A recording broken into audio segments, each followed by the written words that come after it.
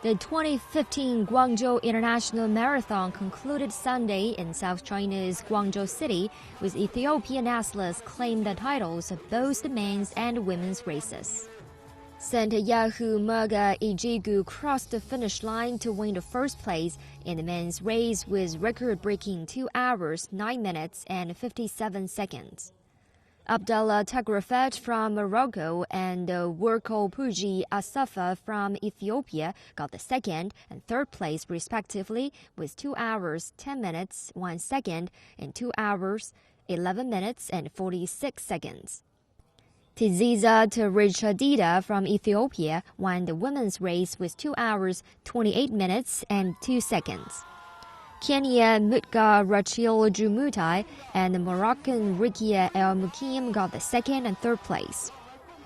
The 2015 Guangzhou International Marathon consists of 3 categories, respectively the full marathon, half marathon, and a mini marathon, attracting altogether 30,000 participants from 46 countries and regions around the world. One highlight of this year's marathon is the instant message notice service, through which participants could get information of their performance within 20 minutes after they rushed through the finish line.